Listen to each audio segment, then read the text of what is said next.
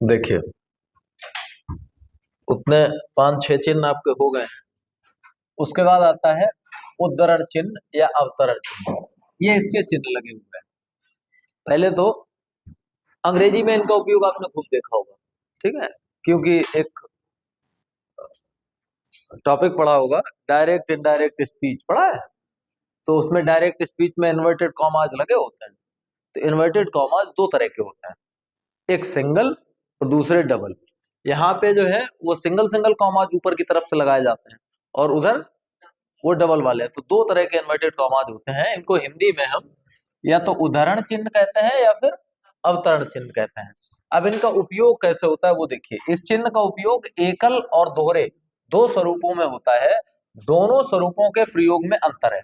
दो तरह से होगा, सिंगल भी होगा यूज इसका और डबल भी यूज होगा। और दोनों यूजेस में थोड़ा सा अंतर है, डिफरेंस है। कैसे है? एकल उद्धरण चिन्ह का प्रयोग पहले देखेंगे। एकल उद्धरण चिन्ह का उपयोग निम्नलिखित स्थितियों में किया जाता है। पहली स्थिति, वाक्य में प्रयुक्त किसी लोकोक्ति अथवा मुहावरे को वाक्य में स्पष्ट रूप से प्रदर्शित करने के लिए एकल उद्धरण चिन्ह का प्रयोग किया जाता है। समझिए, कोई बात चल रही है, कोई सेंटेंस बोला गया, उस सेंटेंस के बीच में कहीं लोकोक्ति या मुहावरा आ गया है, तो जितना लोकोक्ति या मुहावरा है उसके दोनों तरफ इस तरह से चिन्ह लगा दिया जाता है। एग्जाम्पल देख लो, जैसे ये एग्जाम्पल दिया गया, रामू अपने माता पिता की इकलौती संतान है, वह उनके लिए अंधे की लकड़ी है। तो ये एक मुहावरा है, अंधे की लकड़ी होना। तो इसको दोनों तरफ से कॉमा में बंद कर दिया गया है, उद्धरण चिन्ह या अवतरण चिन्ह का प्रयोग कर दिया गया। तो पहली कंडीशन एकल वाले की यह है कि कोई सेंटेंस हो, उस सेंटेंस में कोई लोकोक्ति आई हो या कोई मुहावरा आया हो, तो उस लोकोक्ति या मुहावरे को दोनों तरफ से कॉमा के अंदर बंद कर दिया जाता है। ठीक है। दूसरा देखिए, वाक्य में प्रयुक्त हुए किसी महत्वपूर्ण शब्द को हाईलाइट करने के लिए भी इस चिन्ह का प्रयोग किया जाता है। अब इसके लिए और भी विकल्प है। मुहावरे के लिए तो वो स्थिति हो गई, इसके लिए और भी विकल्प है। मतलब आप दोनों तरफ से कॉमा में उस बात को बंद कर सकते हो। बात में कोई इंपॉर्टेंट बात आ गई अगर बीच में, तो उसे दोनों तरफ से कॉमा में बंद कर सकते हो। ये तरीका है। एक ये तरीका, उसको पूरे को अंडरलाइन कर दो, ये भी तरीका है। एक ये तरीका है कि अगर आप लिख रहे हो तो उसको मोटा मोटा लिख दो, उतने को बोल्ड कर देना बोलते हैं उसको मोटा कर दो, या फिर उसको इटैलिक कर दो। जैसे आपके प्रश्न आते हैं कि दिए गए वाक्य में इटैलिक शब्द में कौन सी संज्ञा है, इस तरह के वाक्य बनते हैं, तो वो इटैलिक कर देंगे उसको, या बोल्ड कर देंगे, या अंडरलाइन कर देंगे, या कॉमा में बंद कर देंगे। तो इसके बहुत सारे विकल्प हैं। जैसे एग्जाम्पल देख लो, किसी वस्तु व्यक्ति स्थान अथवा भाव के नाम को संज्ञा कहते हैं। संज्ञा इसमें महत्वपूर्ण शब्द है, तो उसे दोनों तरफ से कॉमा बंद कर दिया। या हो सकता है इसको बोल्ड भी कर सकते हैं, इसको अंडरलाइन भी कर सकते हैं, इसको तिरछा तिरछा भी लिख सकते हैं, इटैलिक बोलते हैं उसको। तीसरी कंडीशन, किसी शब्द के व्यंग्यार्थ प्रयोग को इंगित करने के लिए इसका प्रयोग करते हैं। हाँ, ये एक अच्छा उपयोग है। अगर कोई ऐसी बात कही जाए जिसमें व्यंग छिपा हो, ठीक, तो व्यंग छिपी हुई बात को दिखाने के लिए भी इसका उपयोग करते हैं। जैसे चारों ओर बेरोजगारी है, भुखमरी है, अव्यवस्था है, और यह सब हो भी क्यों नहीं, आखिर हम विश्व गुरु जो ठहरे। मतलब इसमें तो परिस्थितियां अच्छी होनी चाहिए। अब ये व्यंग किया गया है कि ये सब कुछ है, चीजें बुरी हैं, लेकिन हैं हम विश्व गुरु, तो ये व्यंग होता है। तो व्यंग में जो मुख्य शब्द था क्या, विश्व गुरु, इस शब्द का प्रयोग व्यंग के रूप में किया गया है। मतलब ये अच्छे के लिए नहीं किया गया, बुरे के लिए किया गया। ये बुरा शब्द अच्छे के लिए प्रयोग किया जाए, अच्छा शब्द बुरे के लिए प्रयोग किया जाए, तो उसे हम हाईलाइट कर देते हैं इस तरह से, उद्धरण चिन्ह का या अवतरण चिन्ह का प्रयोग करते हुए। ठीक है। और भी इसके कुछ उपयोग है, उन्हें देख लो। वाक्य में आए किसी शीर्षक अथवा रचना के नाम को प्रदर्शित करने के लिए इसका उपयोग होता है। देखिए, मुंशी प्रेमचंद की अनेक रचनाएं हैं, किंतु गोदान का कोई सानी नहीं। अभी एक रचना का नाम है, तो उस रचना को हमने हाईलाइट रखने के लिए, बिल्कुल अलग रखने के लिए इस कॉमा का प्रयोग कर दिया। किसी व्यक्ति के उपनाम को दर्शाने के लिए इस चिन्ह का उपयोग किया जाता है। जैसे मैं अपने नाम में पीछे देव लगाता हूं, तो अगर मुझे लिखना है तो मुझे इस तरह से लिखना चाहिए। सही तरीका ये है कि दोनों तरफ से उस उपनाम को कॉमा में, जैसे रामधारी सिंह मुख्य नाम ये था, वो लिखते थे क्या, दिनकर, तो ये ऐसे करके लगा देते थे। ठीक। अब दोहरे का प्रयोग कब करते हैं? दोहरे का एक ही प्रयोग है, बड़ा महत्वपूर्ण है। जो एक प्रयोग है, दोहरे उद्धरण चिन्ह का उपयोग वक्ता द्वारा कही गई किसी बात को हूबहू प्रदर्शित करने के लिए किया जाता है। इस बात को समझ लो। जब डायरेक्ट और इनडायरेक्ट स्पीच पढ़ते थे, तो डायरेक्ट स्पीच का मतलब होता था कि कहने वाले ने कोई बात जैसे कही है बिल्कुल वैसी ही लिख दी जाए, तो डायरेक्ट स्पीच। और अपने हिसाब से उसको चेंज करके लिख दिया जाए, तो इनडायरेक्ट स्पीच।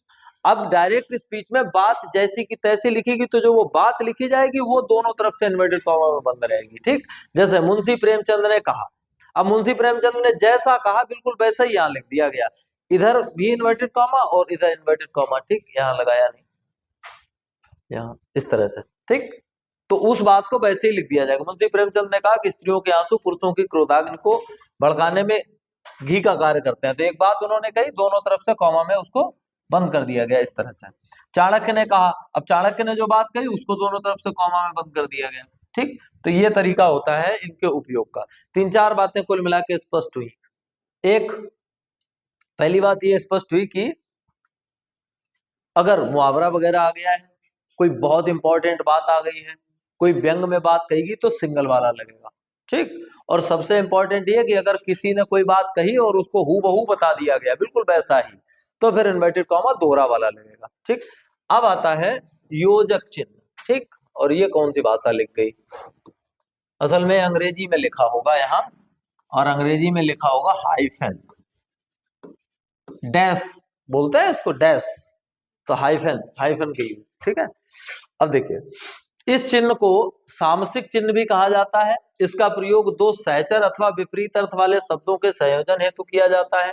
द्वंद्व समास के पदों में इसका प्रयोग और शब्द का लोप करने के लिए किया जाता है। पता ही है, हाइफन डैश का प्रयोग। जैसे यहाँ ये थोड़ा गलत लिख गया, पता नहीं बाद में चेंज किया होगा। दरअसल जहां कहीं भी आपको ये पॉइंट दिख रहा है वहां पे ये चिन्ह है। आचार विचार, एक तरह के दो शब्दों का उपयोग हो, कुल मिलाकर द्वंद्व समास जहां कहीं भी आपको दिख रहा हो वहां पे इस चिन्ह का उपयोग होगा। ठीक, ये पॉइंट पता नहीं क्यों लग गया, कैसे लग गया, देखो। और सभी या तो एक जैसे हैं या फिर एक दूसरे के विपरीत हैं। देखो, आना जाना एक दूसरे के विपरीत, धरती आकाश एक दूसरे के विपरीत, माता पिता एक दूसरे के विपरीत, पाप पुण्य एक दूसरे के विपरीत, और ये दोनों एक जैसे, सहचर। ठीक, गांव गांव घर घर। तो ऐसी जब स्थिति हो तो वहां पे हाइफन का उपयोग करते हैं। मुख्य बात यह है कि इसका नाम याद रखना है, इसको योजक चिन्ह बोलते हैं हिंदी में। अंग्रेजी तो याद रहेगी, हिंदी नहीं याद रहती, योजक चिन्ह बोलते हैं। ठीक, अब योजक चिन्ह और अगले वाले चिन्ह में हो जाता है अंतर, इस बात को क्लियर कर लो। यह है निर्देशन चिन्ह, और बिल्कुल वैसा ही है जैसा पिछला था। अंतर दोनों में इतना है, ये थोड़ा ज्यादा लंबा होता है, वो छोटा होता है और ये ज्यादा लंबा होता है, बस इतना समझ लो। ठीक, योजक चिन्ह और निर्देशन चिन्ह में कितना अंतर है, लंबाई का। योजक चिन्ह छोटा होता है और निर्देशक चिन्ह बड़ा होता है। इस चिन्ह का उपयोग मुख्य रूप से दो स्थितियों में किया जाता है। पहला, उदाहरण देने पर वक्ता एवं वक्तव्य के मध्य इसका प्रयोग किया जाता है। जैसे उदाहरण वाली स्थिति में बात, जैसे मैंने कहा मैं घर जाऊंगा, अब ये बात मैंने कही। एक तरीका इसका मैं आपको पीछे बता चुका हूं, क्या, यहाँ कॉमा लगाओ, यहाँ ऊपर दोनों तरफ इन्वर्टेड कॉमा लगा दो, इस वाली बात को बंद कर दो। अगर ऐसे नहीं लिख रहे तो ऐसे भी लिख सकते हो, ये वाला चिन्ह लगा दो, निर्देशन चिन्ह। ठीक, फिर कॉमा लगाने की जरूरत नहीं। अगर ये डैश लगा देंगे आप बड़ा सा, तो फिर इन्वर्टेड कॉमा लगाने की आवश्यकता नहीं है। या एक तरीका और मैं बता चुका हूं, ये वाला चिन्ह। ठीक, लेकिन उसमें फिर कहा भी नहीं लिखना, मैं और फिर ये चिन्ह और ये बात, इस तरह से लिखेंगे। यानी एक ही चीज है, उसको कही दे। जैसे शेर गरजा मेरा रास्ता छोड़ो, सुमित तुम कब वापस आओगे, इस तरह से। ठीक, इसका उपयोग वाक्य के मध्य ऐसे स्थानों पर भी किया जाता है जहां बोलते समय वक्ता की लय टूटती हो, वक्ता बात का आधार बदलकर और कोई बात करने लग जाए। मतलब आप कोई बात कर रहे थे, अचानक समझ में आया कि ये बात यहाँ करना ठीक नहीं है, तो लोग नहीं कहते कि बात बदल दी, तो आदमी जहां पे बात बदलेगा वहां इस चिन्ह का उपयोग होगा। अब जब आप बात कर रहे हैं तो वहां पे तो आपकी लय टूटेगी, समझ में आएगी लय टूट रही है। अब उसी बात को अगर लिखना हो तो इस बात को कैसे दर्शाएंगे कि वहां पे लय टूटी थी, तो उसके लिए इस चिन्ह का उपयोग करते हैं। इसको क्यों, कैसे दर्शाएंगे, इस चिन्ह का उपयोग। जैसे इस घटना को अंजाम दिया है आप में से ही किसी ने, और वो आगे बताना चाहता था किसने दिया, फिर उसका मूड घुमा कि नहीं बताना नहीं चाहिए, तो फिर ये डैश का चिन्ह लगा। ठीक है, मतलब वो यहाँ पे रुका है कुछ देर। खैर छोड़िए इन बातों को, और आगे बात भी नहीं बताई कौन सी बातों को, अंशुमान कैसा है, यानी एक और नई बात कर दी, बात बदल दी, घुमा फिरा दी। नोट, अब ये महत्वपूर्ण बात जो मैंने पहले ही बता दी, योजक चिन्ह और निर्देशक चिन्ह देखने में एक जैसे प्रतीत होते हैं, एक ही जैसे होते हैं, पिछला वाला और ये। अतः यह ध्यान रखा जाना चाहिए कि योजक चिन्ह की लंबाई कम जबकि निर्देशन चिन्ह की लंबाई अधिक होती है। वो छोटा होता है, ये बड़ा होता है। ठीक है, ये अंतर है दोनों के बीच में। अगला देखिए, विवरण चिन्ह, यानी इसमें देखो, इसमें एक निर्देशन चिन्ह है और एक अर्ध विराम है। वही स्थिति है, एक निर्देशन चिन्ह है तो एक अपूर्ण विराम है, ऐसे कहेंगे। ठीक, या अनुपात वाला चिन्ह, दो चीजों को मिला के ये चिन्ह बना है और इसको बोलते हैं विवरण चिन्ह। इसका मतलब सीधा सा ऐसे समझिए, जब आप हेडिंग डालते थे, लिखो हेडिंग डालो, तो आपने हेडिंग डाली पर्वत, तो ऐसे पर्वत लिखा, फिर ऐसा कर दिया, ऐसे तो करते थे। तो वहां ध्यान नहीं था कि ऐसा क्यों करते हैं, असल उसका नियम होता है ऐसा करने का। जब आप हेडिंग डालेंगे तो ऐसा चिन्ह लगाया जाता है, क्योंकि अब आप पर्वत का विवरण देने वाले हैं। हेडिंग डालने का मतलब अब आप उसी चीज के बारे में बताएंगे, उसी चीज का विवरण देंगे, तो विवरण देंगे तो विवरण चिन्ह लगाएंगे। ठीक, ये चिन्ह लगा है, इसका मतलब जिस शब्द के आगे लगा है अब उसके बारे में बताया जाएगा, ये इसका मतलब होता है। देखो, किसी पद की व्याख्या करने या उसके संबंध में विस्तार से कुछ कहने के लिए इस चिन्ह का उपयोग किया जाता है। सामान्यतया शीर्षक डालने के पश्चात इस चिन्ह का उपयोग होता है। उदाहरण, रूपांतर की दृष्टि से शब्द के दो प्रकार होते हैं। अब आप बताएंगे कैसे कैसे दो प्रकार होते हैं, तो ये चिन्ह लगा दिया, विकारी और अविकारी। फिर आपने यहाँ हेडिंग डाली सर्वनाम, तो फिर ये चिन्ह लगाया। ऐसे शब्द जिनका उपयोग संज्ञा के स्थान पर होता है सर्वनाम कहलाते हैं। उसके बाद प्रार्थना पत्रों, आवेदन पत्रों में विषय एवं द्वारा के पश्चात भी विवरण चिन्ह का प्रयोग किया जाता है। ठीक है, द्वारा कहीं लिखा जाएगा तो इसका प्रयोग होगा, और जब आप पता लिखने के बाद विषय लिखते हैं कि कौन से विषय पे वो पत्र लिखा गया है, तो विषय और विषय जो लिखा है उसके बीच में इस चिन्ह का उपयोग किया जाता है। तो ये इसका उपयोग है। उसके बाद कोष्ठक, इनके उपयोग जाने कब से करते ही चले आ रहे हो। ठीक, हालांकि ये ध्यान नहीं रहता कि कब छोटे वाले का प्रयोग करना चाहिए, कब बड़े वाले का करना चाहिए। गणित का तो पता है कि सरलीकरण में सबसे पहले कौन सा तोड़ेंगे, उसके बाद कौन सा तोड़ेंगे, उसके बाद कौन सा तोड़ेंगे। इधर का नहीं पता। इधर देखिए, कामता प्रसाद गुरु ने कोष्ठकों के केवल दो भेद बताए, हालांकि होते तो 3-4 तक हैं। गणित में आपने 4 तक पढ़े होंगे, छोटा कोष्ठक, मझला कोष्ठक, बड़ा कोष्ठक, रेखा कोष्ठक पढ़े थे।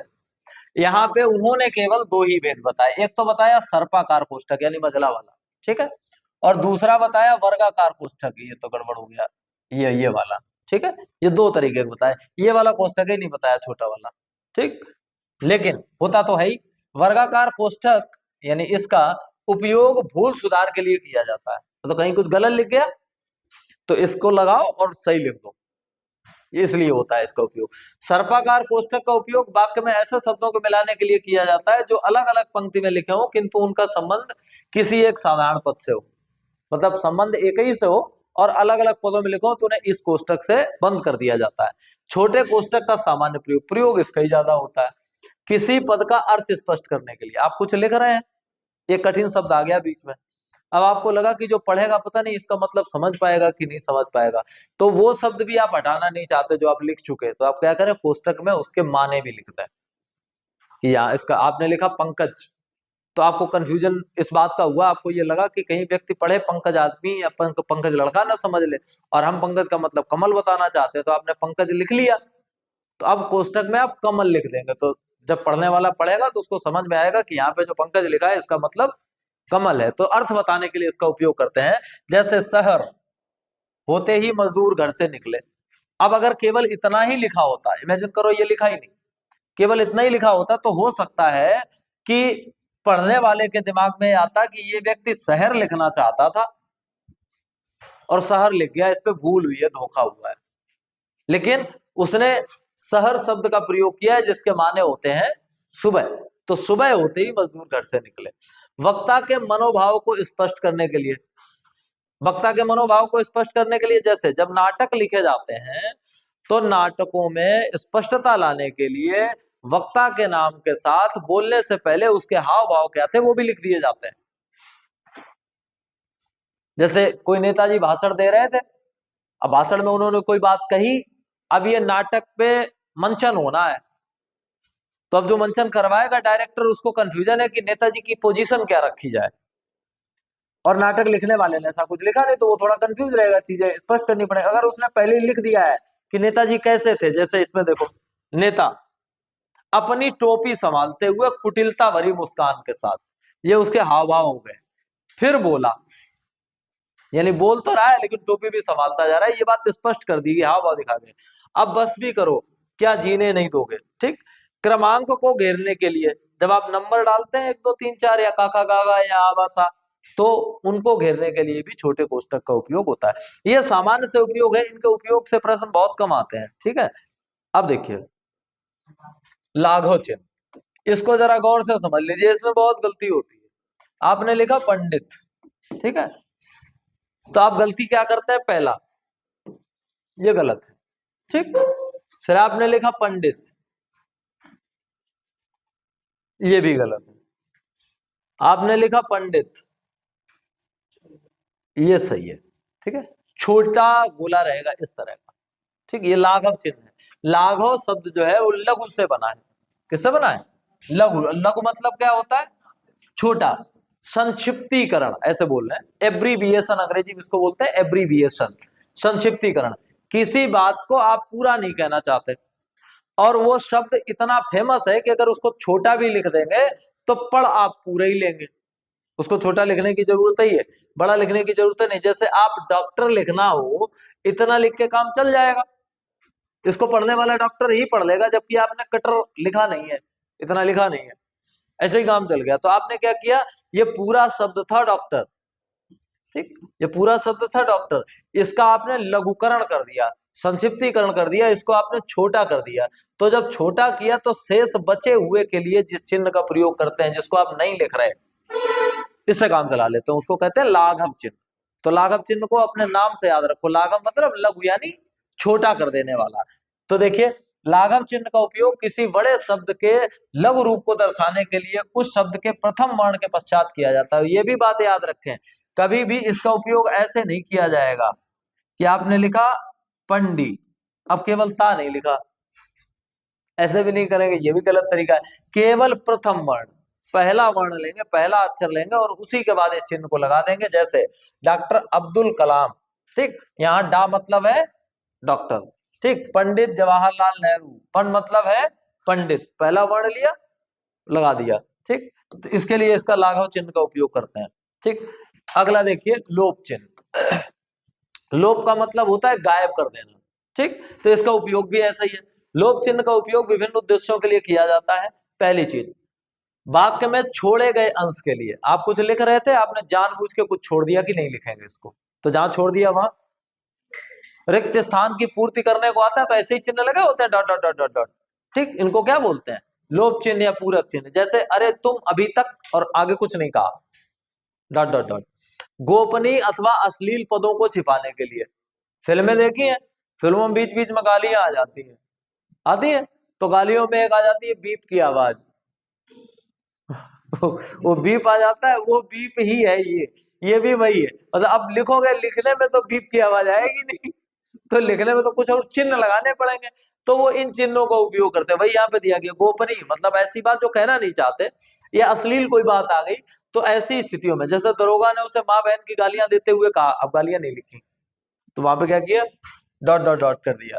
रिक्त स्थान को दिखाने के लिए, रिक्त स्थान भरने को आते हैं तो उन्हें दिखाने के लिए इसी चिन्ह का प्रयोग होगा, ठीक है।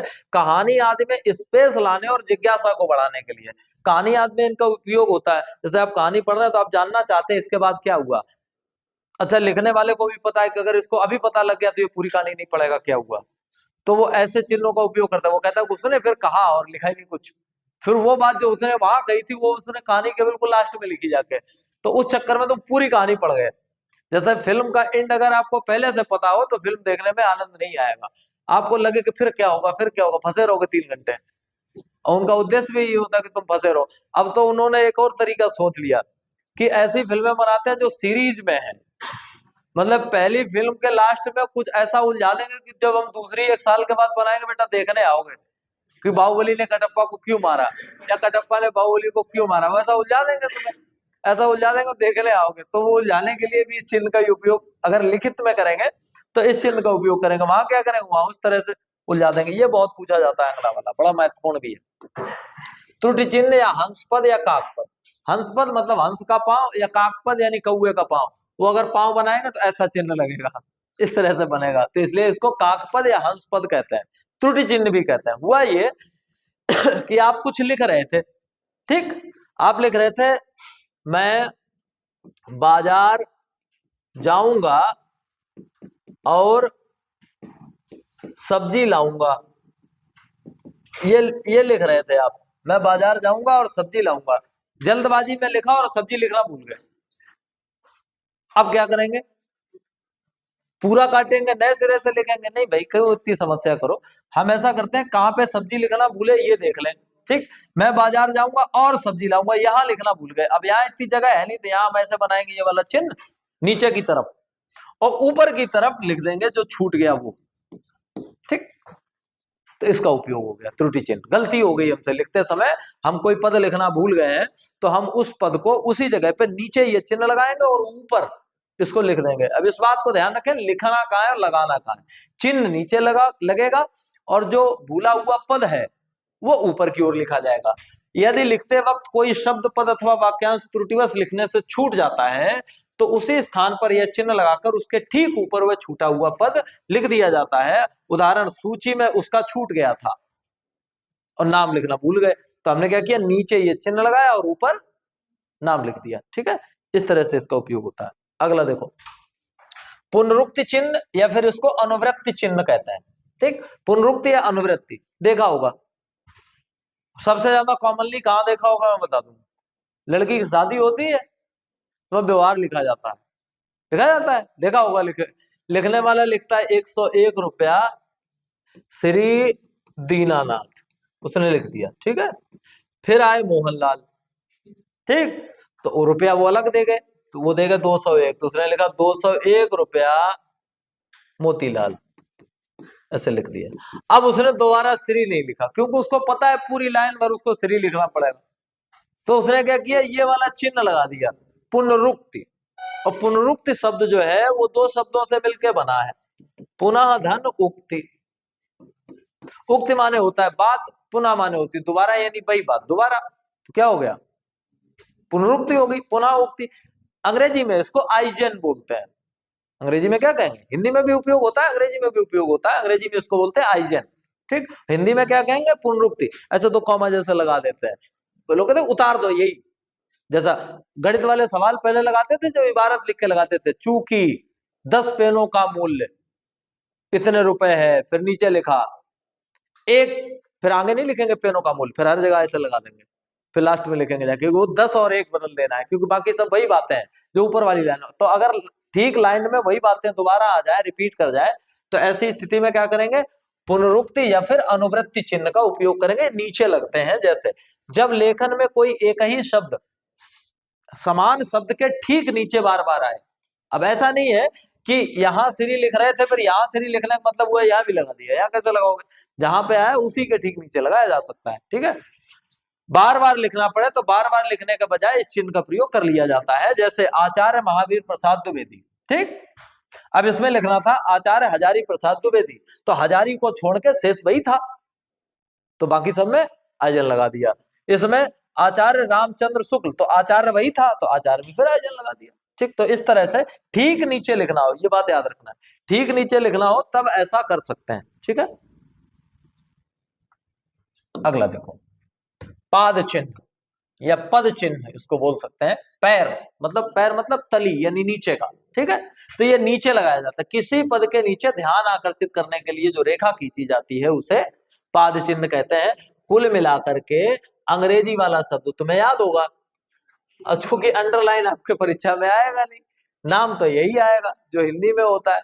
अंडरलाइन का मतलब होता है किसी चीज को हम हाईलाइट कर रहे हैं, मतलब उसको स्पेशल दिखा रहे हैं कि ये स्पेशल बात है। ठीक है, तो अंडरलाइन, जैसे सफलता के मार्ग में सबसे महत्वपूर्ण कार्य परिश्रम है, तो इसमें परिश्रम महत्वपूर्ण बात है, हमने क्या किया, उसके नीचे अंडरलाइन कर दिया। तो अंडरलाइन को ही ऐसे मोटा मोटा समझ लो, अंडरलाइन का प्रयोग आपको पता ही, इंपॉर्टेंट बात पे होती है अंडरलाइन, कहते हैं अंडरलाइन कर लो, इंपॉर्टेंट है अंडरलाइन कर लो।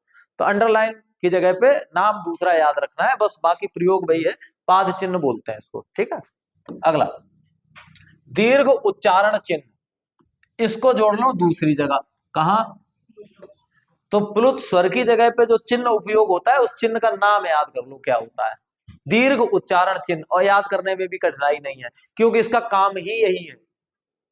ये क्या करता है, उच्चारण को लंबा कर देता है, ये तो करता है रामू, लंबा कर दिया, तो दीर्घ मतलब लंबा उच्चारण, तो उच्चारण अगर बड़ा कर दें तो प्लुत स्वर का, प्लुत स्वर की जगह पे इस तरह के चिन्ह का उपयोग करते हैं। हिंदी के प्लुत स्वरों के उच्चारण में इसका प्रयोग होता है। जिस स्वर के पश्चात इस चिन्ह का प्रयोग जितनी ज्यादा बार होता है, उस स्वर की उच्चारण अवधि भी उतनी ही ज्यादा लंबी होती है। जितनी ज्यादा बार लगा देंगे उस बात को उतना ही स्ट्रेस किया जाएगा, उतना ही लंबा खींचा जाएगा। जैसे नहीं, नहीं, अब ये लंबा जाएगा, नहीं तुम मत आना, हे राम, तो रा बड़ा फिर मां, ठीक, फिर हे प्रभु, अब वो करते चले जा रहे हैं। तो इसका उपयोग किसी बात को लंबा खींचने के लिए किया जाता है, उच्चारण को बड़ा करने के लिए किया जाता है, ठीक। अब एक पाद चिन्ह था, अगला है पाद बिंदु, ठीक है। फारसी में इसको नुक्ता बोलते हैं, तो हिंदी में नहीं बोलते हैं, फारसी में नुक्ता बोलते हैं, हिंदी में नुक्ता नहीं बोलते, ठीक है। हिंदी में पाद चिन्ह का प्रयोग अरबी अथवा फारसी से आए जिह्वा मूली वर्णों यानी आगम व्यंजनों में होता है, जैसे गजल, खौफ, जबान आदि, ठीक। इस तरह से इसका उपयोग होता है। हिंदी के स्पेशल शब्दों में नहीं होता, फारसी और अरबी के जो आए हैं उनमें होता है। अगला देखिए, टीका सूचक शब्द, इसका क्या मतलब होता है समझिए। कोई पूरी बात लिखी हुई है, कहीं कहीं आपको कुछ चीजें मिल जाएंगी, ठीक है, कुछ चीजें आपको मिल जाएंगी। जैसे कोई बात लिखी है, मैंने यहां लिखा तुम रामायण क्यों नहीं पढ़ते, ये हमने लिखा और इस रामायण के ऊपर लिख दिया ऐसे, ऐसे छोटा सा लिख दिया हमने एक, ठीक। पूरा पेज जब खत्म हो जाएगा तो नीचे एक लाइन होगी और वहां लिखा होगा एक, और लिखा होगा वाल्मीकि द्वारा रचित संस्कृत में राम कथा। यानी जिस शब्द के ऊपर ये लिख दिया जाएगा उसके बारे में पृष्ठ के सबसे नीचे बताया जाएगा।